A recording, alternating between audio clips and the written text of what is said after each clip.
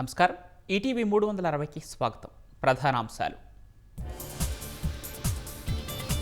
ఇవాల్టి నుంచి విశాఖ కేంద్రంగా దక్షిణ కోస్తా రైల్వే జోన్ కార్యకలాపాలు.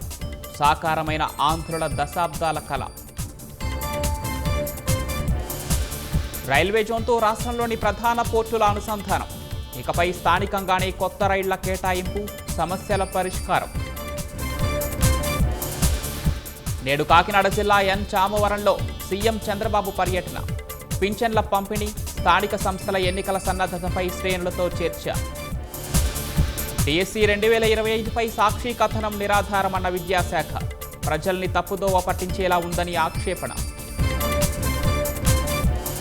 పదవీకాలం ముగుస్తున్న వేళ కొత్త పనులకు జెడ్పీ, సీఈఓలపై ఒత్తిడి. నిధులు లేక తలలు పట్టుకుంటున్న అధికారులు. ప్రియుడితో కలిసి కుమారుడిని హతమార్చిన తల్లి. ఏడాదిన్నర తర్వాత వెలుగులోకి ఘాతుకం. నిందితురాలి అనుమానాస్పద మృతి. భారత భూభాగాలను తమ దేశం ఆక్రమించిందన్న బాలేంద్ర షా. నేపాల్ ప్రధాని వ్యాఖ్యలపై భగ్గుమన్న విపక్షాలు. వరుసగా రెండోసారి ఐపీఎల్ విన్నర్గా నిలిచిన ఆర్సీబీ. ఫైనల్లో గుజరాత్ టైటాన్స్పై గెలిచి ట్రోఫీ కైవసం.